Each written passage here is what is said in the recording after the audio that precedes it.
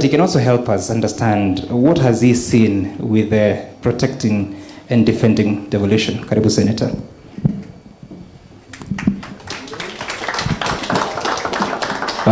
Thank you everyone. Thank you, Sam. Good morning, everyone. Yeah, first of all protocols observed. My name is Edwin Sifuna. I'm your senator here in Nairobi. I'm also the deputy whip of the minority in the Senate, and that's the reason why I came late. I want to apologize. I came late because we have sittings in the morning on Wednesdays, and as a whip, it's my responsibility to ensure that the sessions don't collapse due to lack of quorum. So I had to make sure that the session begins before I come here.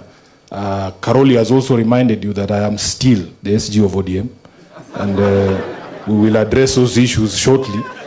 But first of all, Ndindi, there is no one in this room who thinks that when we are talking about the 125 people who are richer than the 43 million of us, that Sifuna is on that list. I just happen to be sitting next to you. Because I've seen some articles about shareholders of Kenya Power and this dividend manenos. We will address them very shortly. The conversation that is going on Parliament now is actually the debate on the President's State of the Nation address, and it is a critical conversation. I am actually very happy to have come to this particular launch because I believe that the State of the Nation is the state of the people. And luckily for me, I have not yet gotten my opportunity to debate. And the people at Oxfam, all I can say is you don't know what you have done.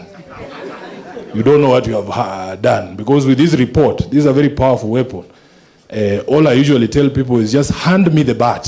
I will swing that bat. Because the statistics that we are seeing here are grim statistics.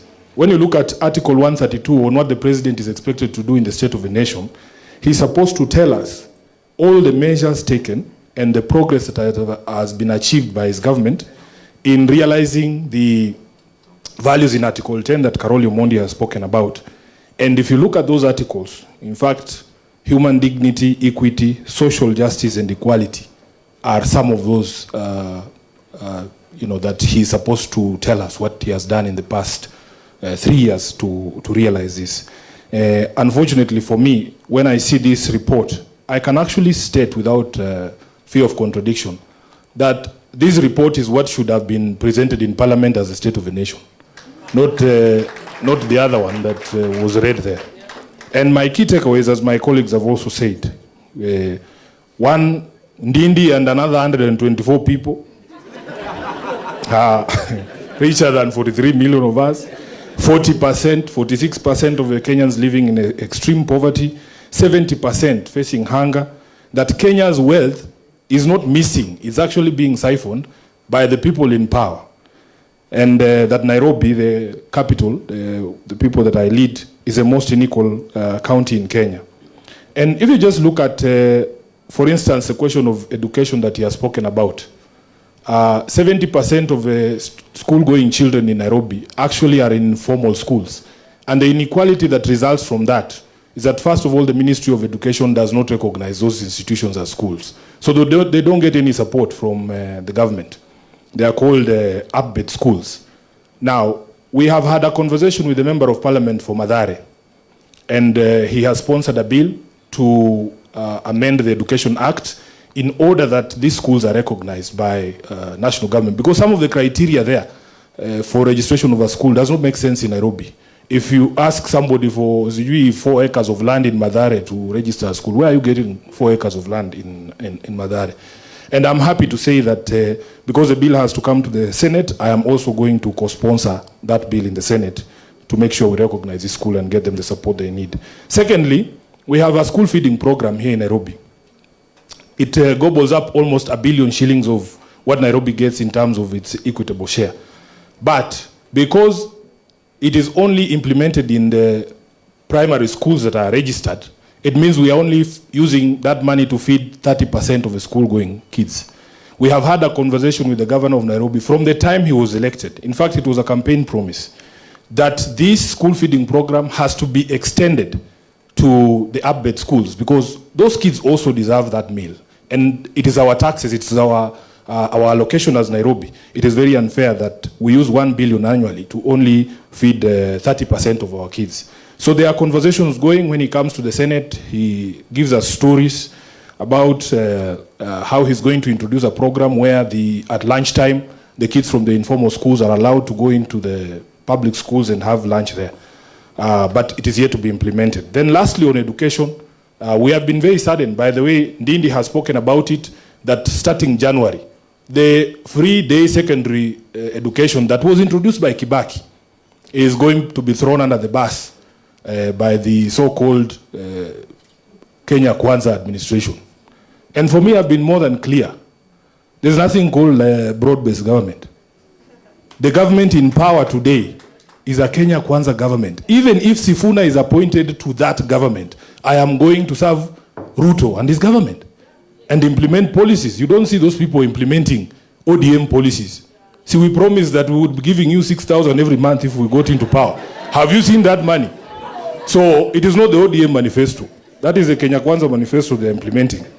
So for me, the conversations this morning are very important, because if you see the data and the statistics, we have also spoken about the taxation, that the labor income is taxed more than the capital income, and that the government is so lazy in terms of growing the number of people who can be taxed, but they decided that they are going to tax the ones that are already on the in the formal sector to death. You know, you can decide you have one cow that you milk until blood starts coming out, or get 2 cows and milk 5 liters each per day. So you have to create opportunities. You have seen the report here saying that some of the drivers of inequality is that we are not creating quality jobs. There are actually no jobs. If you just grew the number of people on the payslip group, then you have a larger base from which to tax. But they have decided that the few of you who are on the payroll are going to be taxed to death. When I look at how much money I contribute in the housing levy and these other ones, it drives me insane, man. It's crazy. I pay over 35,000 shillings for housing levy alone. And it is ridiculous. Because as I've told Ndindi there, I'm not a very rich man. That 35,000 can help me somewhere. Then there is, which one have I left out? There is solutions that have been proposed in this report. And I want to say one thing about the generation of leaders that you've seen here, Karoli, myself, and Ndindi, is first of all, good leaders must accept that there are things that you don't know, that you have certain blind spots, that there are experts and people who can give you the knowledge and the data, and that there are solutions that are progressive solutions that you can actually adapt and save the country. The problem is we have people in office who are know-it-alls. He knows everything. He's farmer number 1, doctor number 1. He is the one who knows, he says his aggregate smarts is more than all the previous presidents combined. Who told you? We should be seeing a difference in our country if we have the most brilliant government in power today. But that is the direct opposite. Now, for me, you know, my friends here, they will, I don't know how I can say it. We are past the stage, PS, where you can tell us that your government is going to go and sit down and review this report. That's not for you now. That is for us. That is for us. Because with less than 18 months to the next general election, if you are still reviewing these things now, then we have lost our way. I remember there was a time when China told us how many people they have in poverty.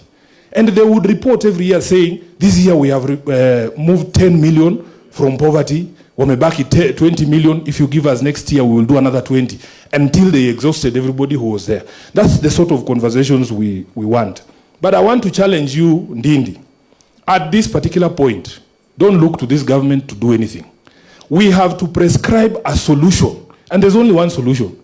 If you go to the Constitution prescribes in the preamble what sort of government Kenyans wanted in order for us to end these issues of inequality.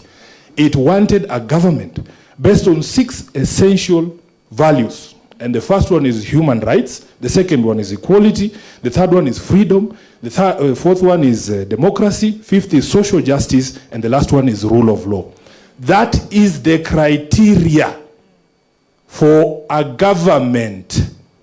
Not stadiums, not markets, not dual carriageways, none of those.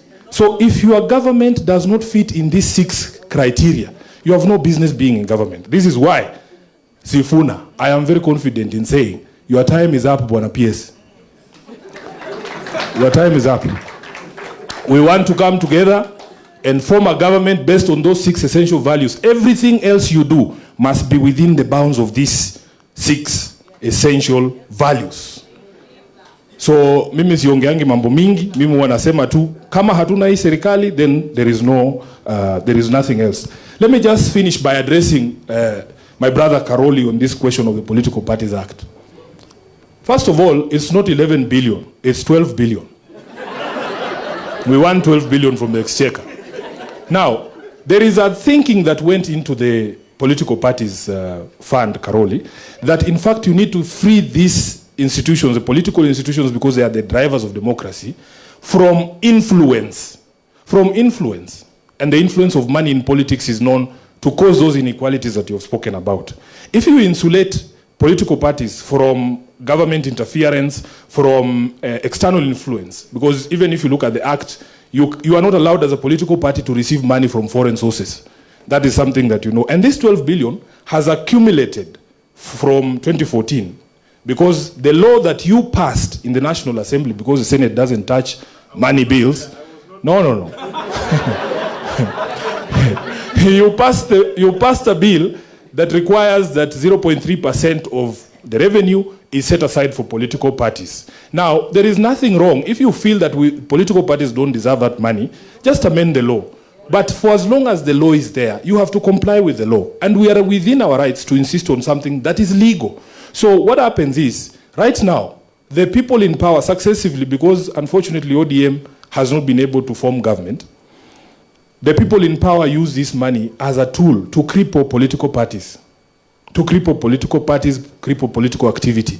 And you have spoken about, even you might have good candidates, people who want to run for parliament, for the Senate, or as MCAs, but they are crippled because our politics is very expensive. I will tell you, in the last election, because of support from some of our friends, we were able to support women who are running in single constituencies, because that is where the problem is.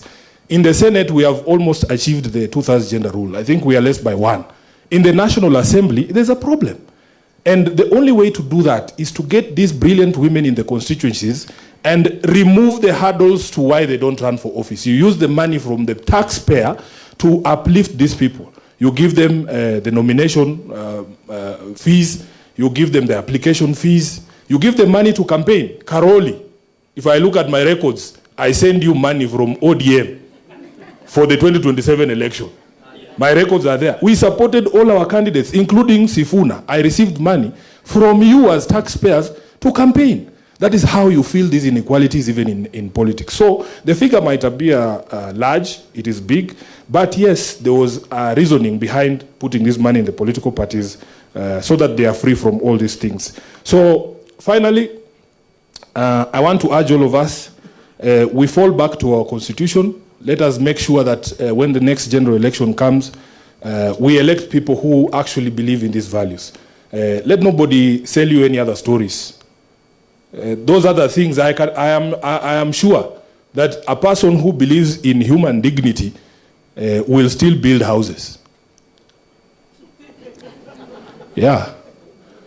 But you can't build houses on top of bodies of people you've killed. That is not acceptable. So let's frame the conversation in Irungu. Let's frame the conversation. A good person will do good things. Yeah, you have to believe in these values, and the rest of us who don't believe in them, your time is up, you need to go home. Is there anything I've not said? Wantam. Asante. Okay. All right. Thank you so much. Thank you, Senator. Please note, the last statement was not part of the brief. But yeah, here we are. Now, please don't leave, members of parliament. There will be a few questions for you during the panel discussion. So please stay for a few minutes. As we start the panel discussion, we prioritize questions to you. But also to recognize the presence of Dr. Wilberforce Oundo, the Member of Parliament for Funyula constituency. Karibu sana. Up next is the panel discussion, but to give us a transition, we will play a video of the voices of Kenyans on what have they been saying, and shortly thereafter we'll have Dr. Irungu Houghton. I'm correct to say that, right? First part you are adding. Okay. Okay, Irungu Houghton, Executive Director from Amnesty International. He'll be the chief discussant to get us through this process. But for now, let's have the video.